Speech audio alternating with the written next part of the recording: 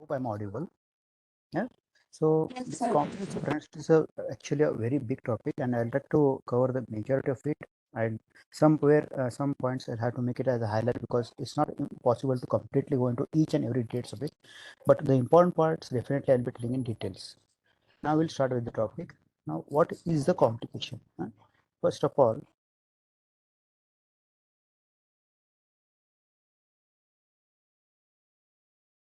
a complication of rhinosinusitis may be defined as any adverse progression of chronic acute bacterial infection which is going beyond the confines of the nose and the paranasal sinuses.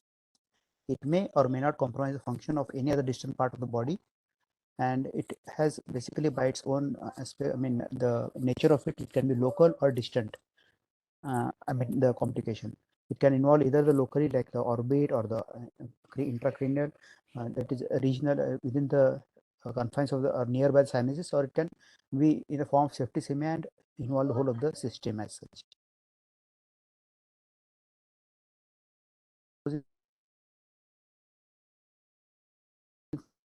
Factor. Now here it's like the patient usually is either immunocompromised or in a state wherein say he's receiving a chemotherapy or any other form of treatment, therapy or treatment wherein his immunity is compromised, or he might be an uncontrolled diabetic mellitus patient wherein the sugar levels are very high.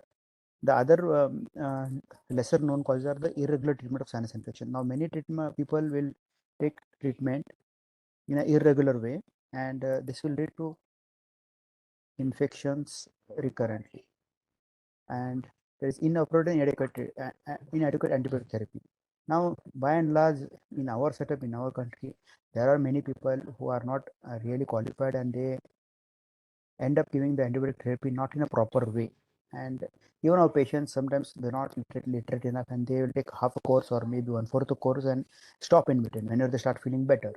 And that time again, this becomes a totally, and the organisms have got a chance to become resistant to that antibiotic, and the infection is bound to flare up.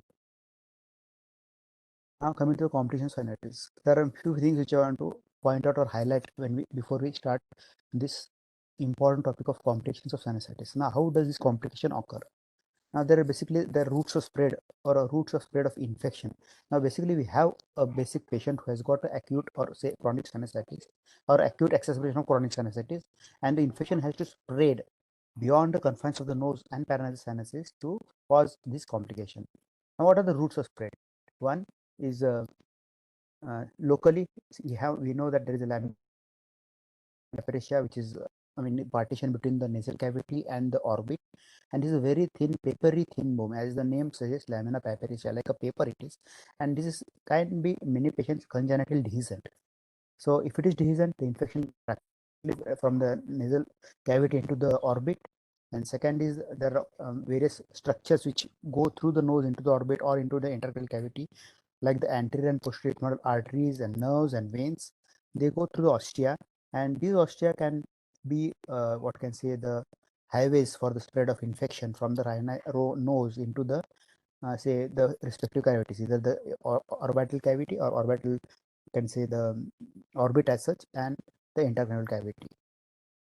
The infection from ethmoidal sinus into the orbit is quite known. Then other point we should know that infraorbital canal, which lodges the infraorbital nerve, is the area of weakness. By and large, one important thing we should remember is orbital septum is a very important structure anatomically which acts as a barrier for the spread of infection. One more important factor which we need to take into consideration is the veins in the head neck region are without walls, because basically by definition, by the evolution, or you can say the veins in the lower limbs and lower part of the body have walls because it is going against the gravity. The blood has to come to the heart, but in the upper part of the body, say in head and neck region and the upper arms, we don't have walls because by the gravity itself is helping the blood to go or flow towards the heart. So these areas without the wall are very dangerous in view of the septic thromboemboli. So say a thromboemboli which is formed, a thrombus which is infected, which has got septic focus in it, a bacteria or virus in there, which gets dislodged and goes through the vein. There is nothing to stop it. The walls are not there, and immediately it will go into the more intricate inner areas, say the cavernous sinuses or into the this one, the other venous sinus of the brain or the intracranial cavities. And lastly but not least is the distant spread, that is a rare generalized septicemia. Here there is a frank blood, or you can say the spread into the blood or the vascular structures of the body, and through the blood the infection spreads into the various organs. This is quite rare comparatively. Now, the last part which you need to take into account when you're talking about complication is the patient attributes, because not everyone who has got acute or chronic rhinosinusitis ends up with these complications. We have to look into the matter why this particular patient has gone into complication. So these are the patient attributes, and I think already we are done to regard this. That is either the patient is severely immunocompromised, say either by due to say uncontrolled diabetes or HIV infection, or maybe because of the immunocompromised status because of the chemotherapy and other drugs which have been used there, which are immunosuppressive. Then it can be hypogammaglobulinemia, which is a genetic or congenital disease, and then is a mucociliary abnormalities wherein the ciliary dyskinesis, that either Young's or Cartagena syndrome, and last but not least, the allergy. Now we'll come to the complications proper. How do we classify complications? First and foremost, it can be the acute and chronic. In the acute, we have the local or the orbital complications, and the systemic. We'll deal about systemic later on. In acute, the local is the orbital cell complications. There are in the form of orbital cellitis, and this orbital cellitis, by and large, universally accepted that we usually for the Chandler's classification. He has divided this group into the patients of orbital cellitis to 5 various categories. One is a simple preseptal cellitis. Second is orbital cellitis without abscess. Third is orbital cellitis with extra periosteal abscess. Remember, it is extra periosteal. About the periosteum is there, orbital, it is extra, that is means outside the periosteum. And then orbital cellitis with intraperiosteal abscess. This is much more dangerous. The abscess or the pus formation is there within the periosteum, so it is directly affecting the orbit and the vision. And last but not the least, and most important, is the cavernous sinus thrombosis, because this is the situation or this is stage wherein we have got lot of morbidity and mortality also. So by and large, we should avoid this situation to come into a picture, and if it comes, it's a very challenging part wherein we have to treat the patient and save his life. And of course, regarding this, all these 5 things I'll show you in a pictorial and CT scan views of it, so that you'll understand this properly. What are the differences between each one of these stages? Now, the other complications we are talking about, the local complications, are the intracranial complications like meningitis, encephalitis, then brain abscesses, then cavernous and cerebral sinus thrombosis. Many complications like osteitis, osteomyelitis, Pott's puffy tumor. There can be dental infections, distant in the form of toxic shock syndrome, which is in the extreme. That is again a form of septicemia only. And as I told you, the initial major classification of acute and chronic. In chronic, we have the mucocele and pyocele. In acute, all these diseases which are already enumerated are there coming under acute. So in acute, we have got the orbital cellitis with all its 5 variants. Then intracranial meningitis, encephalitis, abscess, osteitis, Pott's puffy tumor, dental, and toxic dental. Distant is toxic shock syndrome, and chronic is mucocele and mucopyocele, or pyomucocele, or frank pyocele as such. Now we are talking about the patient attributes. We will now come to the pathogen attributes. What are the pathogens which are commonly involved in these cases? In the orbital, we have majority of the organisms are aerobes. The examples of which are Staph aureus, that is Staphylococcus aureus, Haemophilus influenzae, Streptococcus pyogenes, then Streptococcus pneumoniae, Moraxella catarrhalis, and anaerobes like Peptostreptococci and anaerobic streptococci. In intracranial, again, there are the aerobes, like Staph aureus, then Pseudomonas. Remember, the Pseudomonas is again known to cause intracranial complication. Then beta hemolytic streptococci, these are again known to cause meningitis and other things. Klebsiella species and anaerobes. So basically, microbiology speaking, the organs are slightly different if you're talking about orbital complications and if you're talking about intracranial complications. Now we'll go into details of the orbital complications. Now, what are these orbital complications? I told you the first stage is the pre-orbital cellitis, that is edema, simple edema of the lid without any tenderness. You see the patient and there is a slight edema, you can see on either the right or left side whichever is affected, and I'll show you the clinical photograph that will make it more clear to you. The second stage is the orbital cellitis without abscess. Frankly, you can see the redness over there, and the tenderness also might be there. and this usually forms in the form of two forms, like the orbital apex syndrome and superior orbital fissure syndrome. This you should know because many times this is asked in our vivas and in our main questions also. So what is orbital apex syndrome? It is a rare form involving the posterior orbit.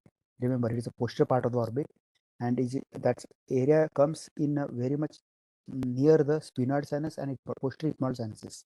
So whenever the patient has got ethmoiditis, the posterior ethmoiditis particularly, and sphenoid sinusitis, which is basically rare, but if they have it and they have got immunocompromised condition, then it might spread into the posterior part of the orbit and causing the orbital apex syndrome. Why the orbital apex syndrome? Typically the patient will have ophthalmoplegia, that is the whole of the orbit or the eyeball is paralyzed.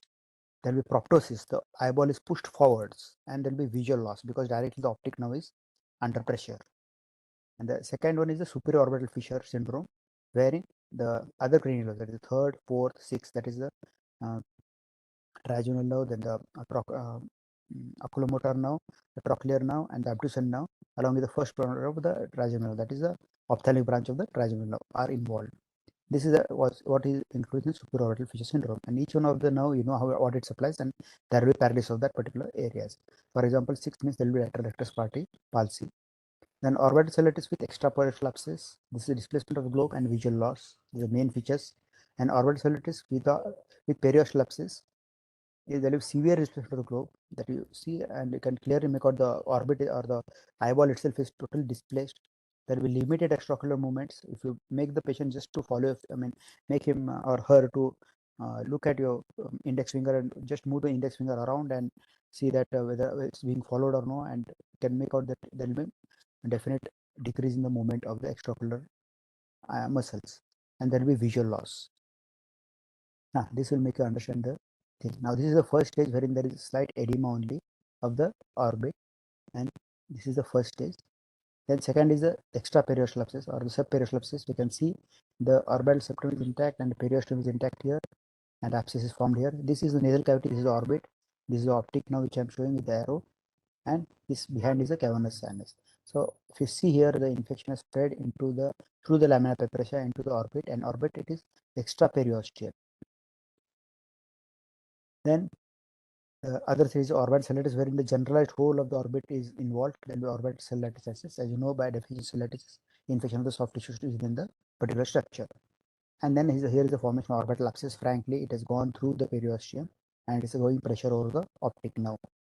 And last is the stage wherein there is a cavernous sinus thrombosis. The infection has spread to cavernous sinus, and once it has spread to cavernous sinus, but naturally it will go into the other side of the cavernous sinus also, because they are communicating, and you may have bilateral proptosis or bilateral, the eyeball will be protruding out and vision will be lost. Now this is a clinical photograph wherein I have taken it from a textbook, to be frank with you. It's not my patient as such, but the picture is very nice. It depicts exactly the simple form which many might say that nothing much to worry about. It's only a small infection or furuncle is there, or simple acne is there. No, it is not like that. We have to take into consideration the history of the rhinitis and the sinusitis.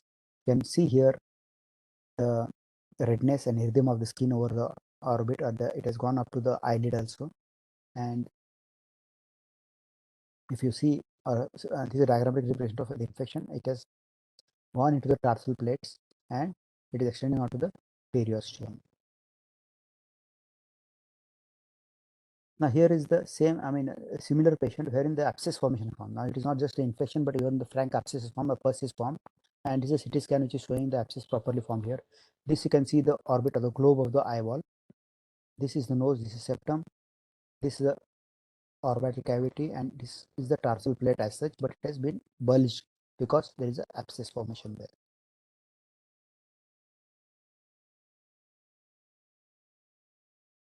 Now this is the second stage when the infection extends to the tissues orbit. Here you can clearly see the infection has spread into the tissues of the orbit bilaterally. You can see here the infection has spread here. Here in diagram you can see the same picture as what has been we can see in the CT scan here. The arrows, white arrows, which are is the periosteum, orbital periosteum, and this area is the area of the orbital extraperiosteal abscess. Now this is a coronal cuts which is showing again the same thing. You can see the extraocular muscles are quite okay in this case, but the periosteum is being pushed laterally. Eyeball is pushed laterally, and abscess is formed very well in this orbit. Now this is the stage of orbital abscess, where the periosteum has been breached and the abscess or pus has gone into the very next to the optic nerve itself. You can see here there is no shadow of the optic nerve, it is got merged with the haziness of the abscess or the pus itself. Diagrammatically, if you want to show, if you want to see, it will be looking like this. This is the nasal septum, this is the ethmoidal sinuses, and this is a breach in the orbit, and the pus is formed, and this is the orbit proper, and the optic being pressed by the animation. Now these are again the serious photo CT scans which I had showed you before only in one single photograph, so that I can make out the stage 2, 3, and 4. Stage 2, there is a simple infection there, generalized cellulitis. Stage 3 is the subperiosteal abscess, you can see very clearly, and here is the stage 4 at the orbital abscess formation has taken place. Now coming to the details of the cavernous sinus thrombosis. It is an inflammatory process. It is an infectious process wherein the inflammation has gone into the cavernous sinus that you can see here. And in this CT scan, you can see these are the orbits. This is the nose, this is the posterior ethmoid sinuses, this sphenoid sinus, and here in the cavernous sinus, the infection has spread, and there is a thrombosis here. And later on, it might form the abscess formation. Now, what has happened? What is the pathogenesis of this? Initially, there is thrombophlebitis, which extends from posteriorly from the orbit, crosses the basilar venous plexus. It affects the opposite side, spreads intracranially also. Seen in the posterior ethmoidal sphenoides. As I told you, it's more commonly seen in posterior group of sinuses, not the anterior group, but in the posterior group of sinus. Posterior group of sinus, which I mean to say, is the sphenoid sinus and posterior ethmoidal sinus. This come into the posterior group of sinuses. From there, these sinuses that causes the spread is basically there, and sometimes it might go from the maxillary sinus also, and this is by thrombophlebitis. As I told you, the veins don't have any walls, and this can possibly can also occur and has been seen to occur also. Now, what are the clinical features? The patient will typically complain of diplopia, photophobia, the swelling and tenderness of the eyeball, bluish tinge will be there on the eyelids. The eyeballs are protruding out. There is proptosis. There is chemosis. That is the edema of the conjunctiva. There will be ophthalmoplegia. There is the whole of the the is not ready to move. Even if you tell the patient to follow your finger with and move the fingers and tell him to visualize it, the eyeball is not moving, but one eyeball will move, other will not move. There will be ophthalmoplegia total. That is the immobility of the eyeball. There will be visual loss in later cases when the optic nerve is involved. There will be headache and fever. High grade fever will be there. I don't get scared with the diagram, but this is a full blown case of coronary sinus thrombosis. I can see there is a lot of edema, proptosis, and the conjunctiva has become totally red, and there will be chemosis and proptosis. And diagnosis of orbital complications. We have to be very careful and always in lookout of this whenever we are talking about orbital cellulitis. We should have a proper history of it, the patient, then have the proper examination in the form of the ENT examination, have proper anterior and posterior endoscopy, see the source of infection, what are the sinus involved. Nowadays, it is much better to do diagnostic nasal endoscopy because it's an office procedure now. Everyone has seen till now is having an endoscope, and it's routinely used in OPD basis also. So just put an endoscope and see even the posterior group of sinus if there are any involved or any mucopus coming out through the sphenoid ostium or the posterior group of sinuses.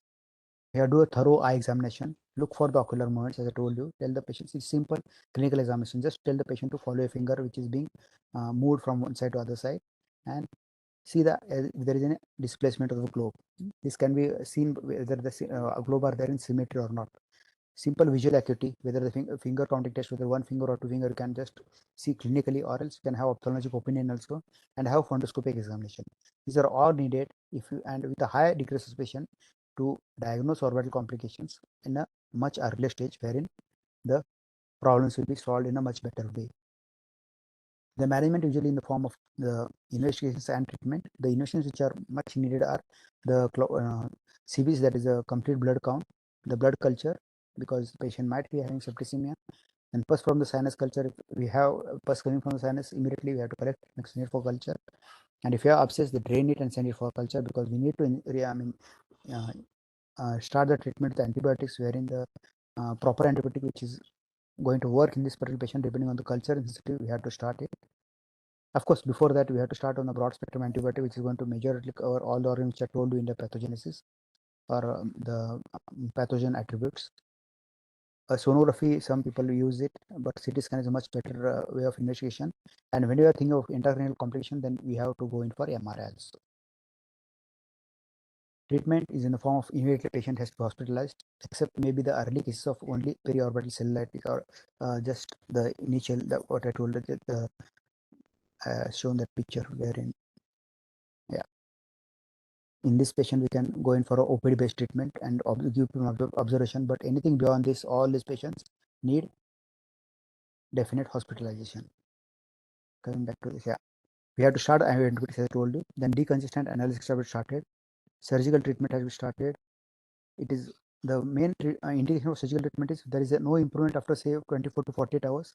We have to immediately go in for the surgical treatment, because by that time we have come to know the culture sensitivity report also, and the proper antibiotic has started. And if there is abscess formation and CT scan is available to you and it is showing a clear cut air fluid level, then definitely go in for the abscess drainage. There are various surgical techniques wherein the abscess can be drained. There are the external approach, they are the previous ones. There is the external approach, previous in the sense the basic before the endoscope we used to do all these things. There is the external approach or modified Lynch-Wartha procedure. Then with the endoscope we came the combined middle metal enterostomy approach, the endoscopic approach wherein we directly go into the area of the pus formation and directly can be drained by either doing orbital decompression or just incising and opening the orbit into the nasal cavity, so the pus can be drained directly in the nasal cavity. Then surgical drainage of cavernous sinus thrombosis. This can also be done by endoscopic approach. Now, what are the long-term sequelae of the orbital?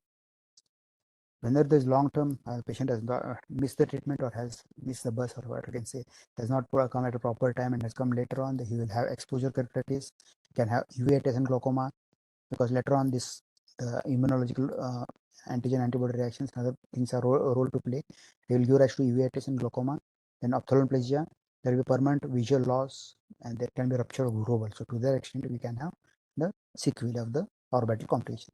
So keeping all this thing in mind, we better treat it as early as possible, diagnose it as early as possible, and treat as early as possible. Now that is end regarding the orbital complication. We'll come to the next group of complications, that is the intracranial complication. Now we know all of the intracranial complications, and majority of them can basically occur in chronic sinusitis or acute sinusitis. Basically, first and foremost is acute sinusitis in the meningitis, which account for 70% of the patients or intracranial group of complications. Spread is usually from the sphenoid or ethmoid. The epidural abscess is the next one. Here, remember that is usually because of frontal sinusitis. So each one complication is typical of one particular sinuses or one particular group of sinuses. Meningitis, as I told you, is commonly seen in sphenoidal and ethmoidal sinusitis. Epidural abscess in frontal sinusitis. The spread is basically by osteomyelitis and diploic veins. Then subdural empyema, that is spread direct the posterior frontal sinus defect due to osteomyelitis. Retrograde thrombophlebitis. Again, I got a picture for this. I'll show the later slides. Then cerebral abscess. This is basically a retrograde venous spread, that is a retrograde thrombophlebitis.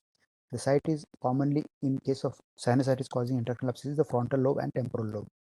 We don't get much abscess in the occipital lobe or other lobes, but the frontal lobe and temporal bone are known to cause, are known to have the what I can say, the brain abscesses in case of secondary to intracranial complications of chronic or acute chronic sinusitis, acute or chronic sinusitis. Now this is a CT scan which is showing the typical epidural abscess which has been formed secondary to the frontal sinusitis. You know the frontal sinus got the anterior table and posterior table. Whenever the sinusitis is there, the pus will be filled there in the frontal sinus as such. And if the posterior table gets destroyed, it will directly go into the intracranially and cause the extradural abscess. This is the dura which is totally protecting the brain, and this is extradural abscess. How do we manage these cases? Management, as you know, the intracranial complications, we have to go in for a lumbar puncture and a CSF examination to rule out meningitis. CT scan will define both the abscess and extent of the cerebral involvement, so it is helpful in both the ways. Whereas MRI will be much better when you are thinking about small collections of abscesses and generalized cerebritis. Low intensity signal at T1 and high at T2 will be diagnostic of this cerebritis. This is one more CT scan which is showing the brain abscess, particularly in the frontal lobe. A big brain abscess occurred here, and this definitely comes under treatment or purview of the neurosurgeon, who will be usually be better calling and have the abscess drained. Treatment, we have to give a long term or say antibiotic for maybe 1.5 to 2 months. So around 4 to 6 weeks of antibiotic minimum has to be given. Usually the higher antibiotic in the form of methicillin or cefotaxime, metronidazole, or second and third generation or fourth generation cephalosporins can be given. Surgical treatment is drainage of the abscess. If it is intracranial within the brain, of course, we have to get in the specialty of neurosurgeon, and otherwise we can manage the remaining abscesses. Long-term sequelae again in case of intracranial complications are subdural abscess with cortical thrombophlebitis is the worst prognosis. Then permanent disability, that will be convulsions. The patient may have to have a lifelong treatment of antibiotic drugs, and convulsions are known to occur even in later on. So this is a permanent disability, and he may not be able to drive or swim later on, or that will be definitely not advisable for the patient who has had this particular complication. And of course, as with any other brain disease, he can have hemiparesis. Now coming to the bony complications, that is the next group, and this is quite an interesting area wherein the most important sinus involved is frontal sinus. Now we have the osteomyelitis of the frontal sinus bone, that is the frontal bone, because the infection of frontal sinus. The veins have always, as I told you, I keep on repeating that because it's important. That's why the infection very easily goes inside. And the spread to the frontal bone, there will be osteomyelitis. CT scan will be typical loss of sharpness of the inner and outer table of the frontal sinus. MRI wise, you'll see increased intensity at T1 weighted images. Now, this is called a spot puffy tumor. This is a very favorite question by many examiners, either in the vivas or in the theory. What's puffy tumor? It comes as a short note or a short essay also. It was basically described in somewhere in maybe 250 years back by Sir Percival Pott. It's a subperiosteal abscess of frontal bone. So what it is, but a subperiosteal abscess of the frontal bone. You can see the frontal bone is subperiosteal. It is below the skin, below the soft tissue, below the periosteum also, just above the bone. And the patient will present pretty typically a swelling of the forehead lying over the frontal sinus. You can see the swelling here. It's not a simple trauma that has caused this particular swelling, but it is if you touch it, will come to it is typical doughy inconsistency. Both the anterior and posterior walls of the sinus are involved. So that is what makes it very, very dangerous, because that means there is nothing really communicating or dividing anything between the brain and whatever you're palpating outside. The other scan photographs will show you. I'll show you. Just give me 2 more minutes. So post puffy tumors is a subperiosteal abscess. Well, this is a definition of this. It's a subperiosteal abscess of the frontal bone that represents as a localized swelling of the forehead overlying the frontal sinus. This is basically just putting in words what I had just now described. It is a subperiosteal abscess of the frontal bone that represents as a local swelling of the forehead overlying the frontal sinus. Typically seen in this particular picture. You can see this, our Indian patient has got this, and it is seen both in acute and chronic frontal sinusitis. This is typical, the complication of frontal sinusitis. It will not occur with any other sinuses, but frontal sinusitis. Clinically, there will be edema and redness of the skin. There will be edema there, and if you touch it, there will be very tender. If you just try to palpate and feel the consistency of it, will be like a doughy swelling of the forehead. CT scan, whenever you think about the intracranial abscesses. This is the what I wanted to show from that time. Here you can see the skull, I mean the anterior table and posterior table here. Both of them have been destroyed here, and the skin is in direct continuity with the intracranial content. So if you do any misfortune or misadventure of trying to do direct incision, you might end up with a CSC flip directly along with the pus, and the infection might spread very rapidly into the brain and cause meningitis and cerebritis also, encephalitis also. So we should be very, very careful about these patients whenever you see the swelling of this sort.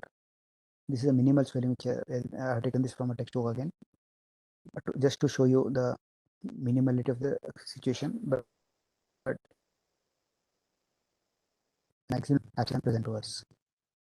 Now this is a sagittal cut which is showing, as I told you, the communication between this just the subcutaneous area up to the intracranial area. There is no bone in between them. There is no anterior table. There is no posterior table. There is a direct communication. This is the sagittal, and this is the axial cut, I can say, and there again we can see the communication there. There is a loss of anterior and posterior table. The same which is in last view is the same patient is again, you can see the redness over the skin and the edema there, which is quite tender if you try to palpate it, and don't try to do anything which can be invasive in this immediately until you have planned it properly, because you may end up with opening the directly intracranial cavity. So treatment is in the form of medical treatment like IV antibiotics. Surgical treatment is you take a bilateral coronal incision from one ear to almost the other ear, and the subperioral abscess is drained off. The infected bone is debrided. Sorry for the spelling mistake. It is a bone. Infected bone has to be debrided. The bone has to be removed. If we keep it there, just drainage or just aspiration of it will not help, because the bone has got osteomyelitis there, and again the pus is going to develop and the infection is going to spread. So infected bone has to be totally exposed and removed. This is very important.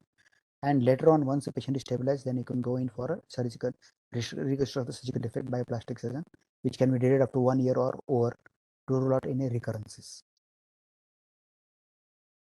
Now this is the diagrammatic representation of what I was telling about the Lynch-Howard approach and the other incisions. This is the incision you can see between the medial canthus and the rhinion, and this is just below the eyebrow. So the incision is almost, later on the scar is hardly seen anywhere. This is incision which is taken, and this is the external approach to the frontal sinus. We open it and open up to the periosteum, and once the periosteum is elevated, the bone has to be drilled, and we go directly to the frontal sinus. A small rubber tube can be placed wherein the sinus can continuously drain till the artery pus is there, and in the meantime, the antibiotics can be continued. So the main features of this particular Pott's puffy tumor is it's a fluctuant erythematous, tender, doughy swelling of the forehead. CT scan is the investigation of choice, and management is in the form of second or third generation cephalosporins. Endoscopy frontal sinusectomy, frontal sinus refining can be done. Now what I've shown over here is frontal sinus refining. This can be done with the endoscopy nowadays. That is what we prefer. That is the, I'll later on I can tell about regarding that part. That is wherein the frontal sinus can be approached through the frontal recess area.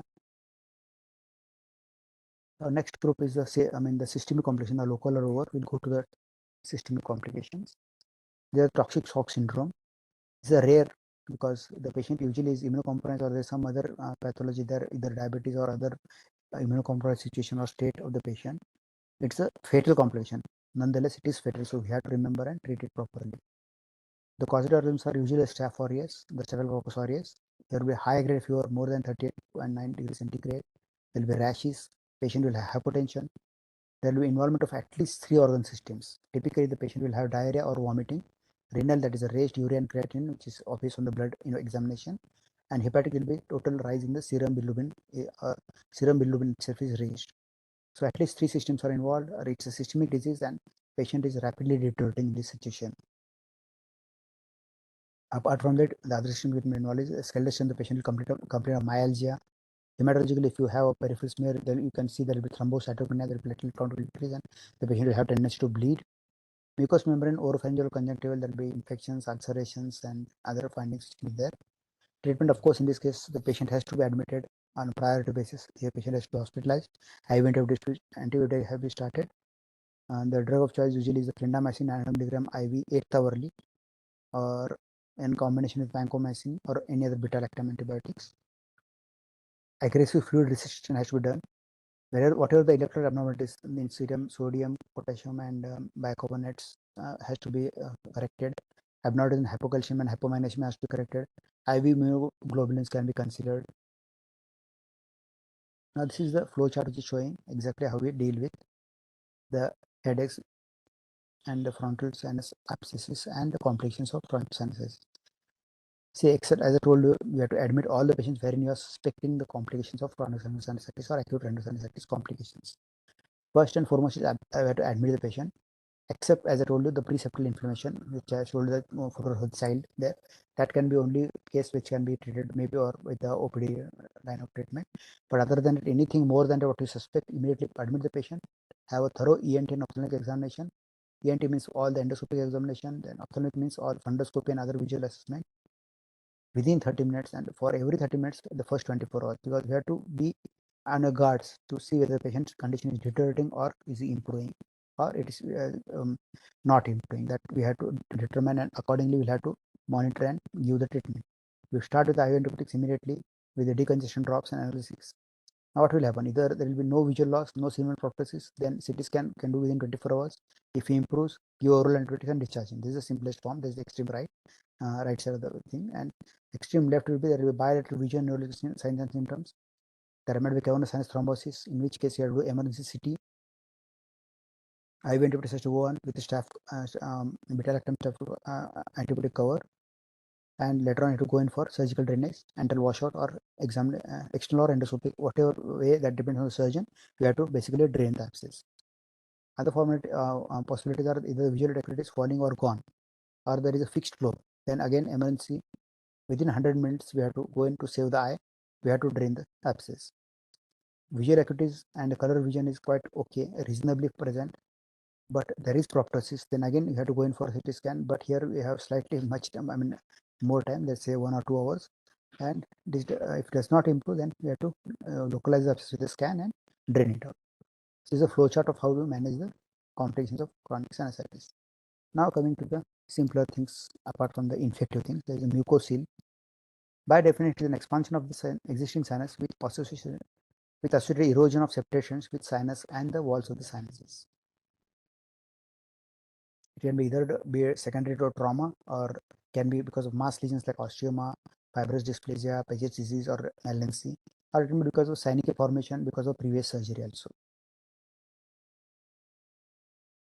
So coming to the frontal mucocele, its a clinical features is typically the swelling is there in the medial orbit of frontal region, that is just medial to the medial canthus and above it, and the lacrimal drainage will be impaired. There will be lacrimation or excess lacrimation in the eyes. The eyeball is typically displaced downwards and laterally, or inferiorly and laterally. There will be diplopia because the eyeball movement is slightly restricted. So if you make an extreme opposite side, you make the finger, the patient will see two fingers. That is, there will be diplopia, there is double vision. There will be nasal obstruction usually on that particular side.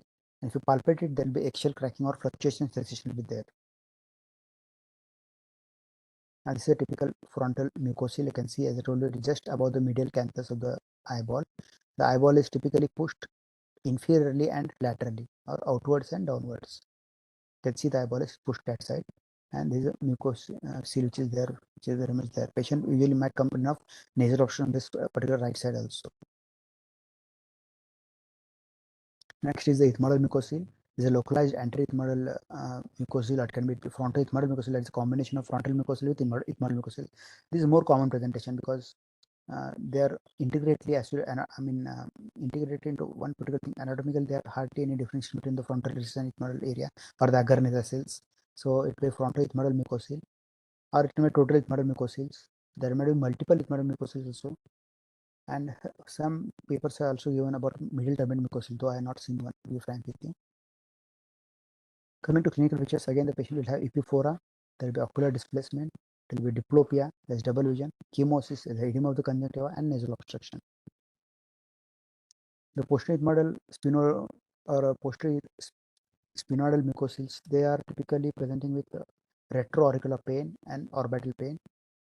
Here the dangerous difficult thing is the optic nerve, which is there in relation with the sphenoid sinus and the posterior ethmoids, can get pressed because of this, and because of the pressure the vision will gradually get lost, and that's why we should be very careful and think about this situation whenever the visual complaints are there with the patient of sinusitis. And of course there may be oculomotor palsies also. Nihilosynal mucocele is a relatively benign condition. Compared to all these other things, the course is quite benign. There will be a patient will present with a cheek mass. There is a bulging of the cheek, and there will be upward displacement of the eye. There will be nasal obstruction and sinus wall bulging deformation with fluctuating consistency. So how do we differentiate diagnosis between mucocele and pyocele? Mucocele is typically unilateral, pyocele is bilateral. Mucocele is basically a mucus collection, but pyocele there is a pus collection. So there will be no sense of inflammation in mucocele, there will be signs of inflammation in pyocele. There will be no fistula in mucocele, fistula presents in pyocele. The causes are trauma and previous surgery in mucocele, because basically there is synechial formation. Here the causes are exacerbation of sinusitis without history of upper respiratory tract infection. Now the other group, that is retention cyst and mucocele. Here again one more differential diagnosis that is usually asked in our exams, and they are what are difference between retention cyst and mucocele. Retention cyst typically commonly seen in maxillary sinus, whereas mucocele is most commonly seen in frontal sinus. It is developed because the mucous gland as such is obstructed. So the mucous gland of the sinus mucosa is obstructed, but here the whole of the sinus is obstructed. The sinus itself, or the sinus osseous itself, is obstructed. Not a single gland, but whole sinus is obstructed. This retention cyst is not an expansile lesion, whereas the mucocele mucocele is basically a blockage of the sinus, whole sinus, so it goes on expanding. So it is expansor lesion. The sinus cavity gets expanded and gets remodeled, and sinus is completely filled and then airless. Totally haziness will be there. But here, retinoschisis is non-expansor lesion. There will be rarely any pressure or any remodeling of the sinus wall. And if you see the sinus cavity access, there will be air remnant will be there. Even if the sinus is getting filled with the retinoschisis, there will be column of air which can make out separate. So all these mucocils and pyocils, mucopyocils and retentions, the innovations are the same. We have to take a plain X-ray in case of frontal model or expanded frontal sinus. Look for the loss of scalloping of margins. Then look for any translucency, or depression or erosion of the supraorbital ridge. All these are factors which are going to make you super suspicious of this particular disease. CT scan nowadays is much more preferred and better, and it is advantage also because you can see a homogeneous, smooth walled sinus. Then by expanding the sinus with thinning or loss of bone. Evidence for new bone formation or sclerosis will be there. MRI, if need be, if you are thinking about spread of infection internally, then you can think about this. There is a high on T2 weighted images. I'll show you a few CT scan wherein the mucocele is there. Here is the typical mucocele formed in the ethmoidal region. This again ethmoidal mucocele which is present. You can see this is the orbit. This whole thing is the orbit. This is maxillary sinus. This is inferior turbinate, middle turbinate, the septum, and here the mucocele is bulging and causing pressure necrosis of the lamina papyracea. Now this is axial cut, which is typically showing the frontoethmoidal mucocele. It is both the frontal sinus and ethmoidal sinus are involved. You can see in this picture both the agarnica cell that is a part of ethmoidal cells and the frontal sinus are involved, and there is a big mucocele setting into just superomedial to the eyeball, and the eyeball is pushed laterally and inferiorly. Compared to this eyeball, this is definitely pushed laterally and inferiorly. Now, treatment in all these mucocele or mucopyocele and retinoschisis, basically, previously we used to do Lynch-Hort or frontoethmoidectomy or osteoplastic flap with fat obliteration. Nowadays, largely it has been taken up by endoscopic sinus surgery because all these areas are without any scar. We can reach it endoscopically and can be basically drained. And modified endoscopic Lothrop procedure. This is nothing but extended approach wherein the frontal sinus is explored and drained off. That is in short, or the main majority things which are very important in our complications of sinusitis.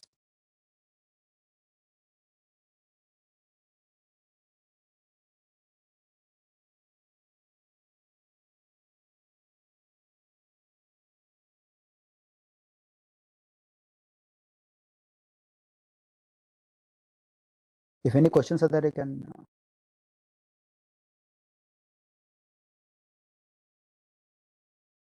ask my present.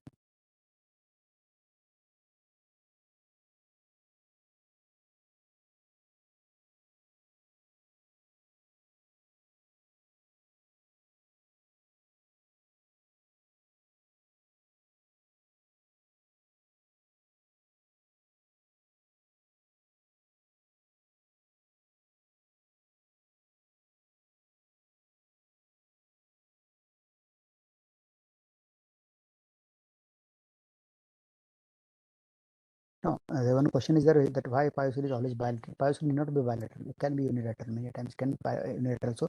So basically, the origin is infectious. It can occur on single or unilateral case also. It is not necessarily bilateral.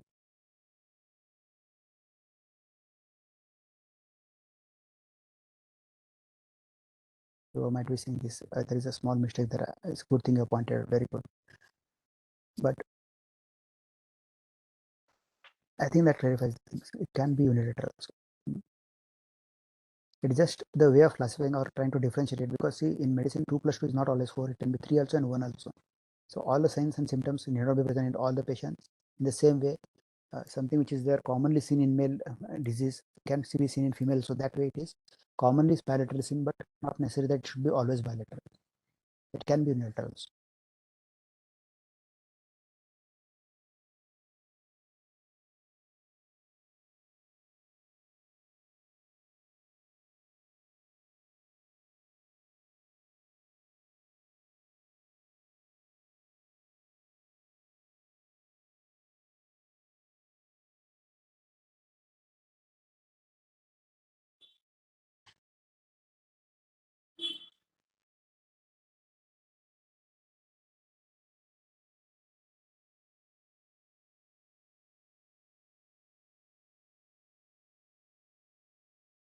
Any other questions?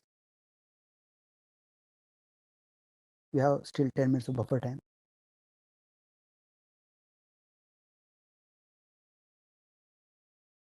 I hope the speed was okay.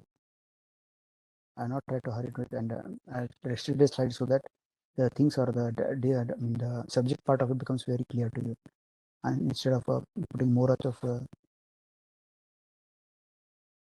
the presentation and extra things should be dumped into at a one time. Better to have a limited thing with total understanding of it.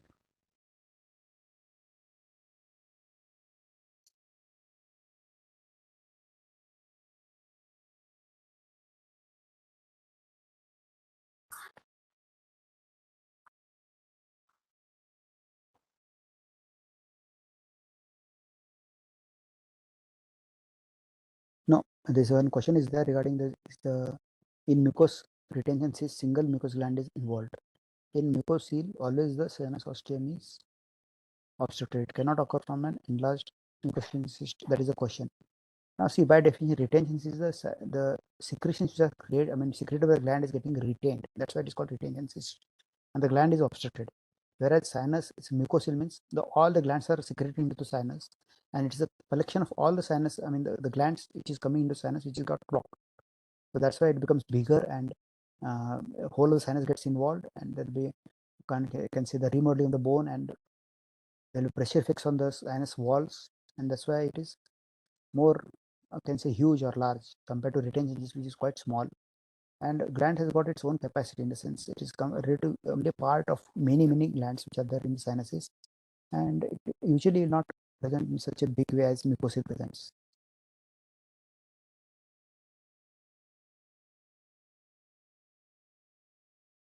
Regarding ideal course of antibiotic therapy to prevent complications, as far as AJCC or the American group has told, AJCC, sorry, it's this one.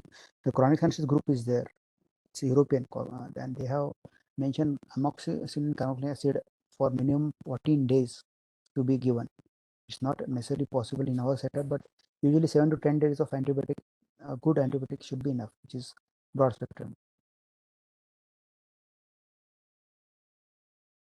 Of course, we can talk with the NBEMS board and get this. One of you has a question about it, can we have the PDF of this? You can have. I don't have any problems from my side, but you have to request the board to give the presentation. I think it is recorded also, so it shouldn't be a problem for you. Okay, Samir Bashir. That was your question, I think.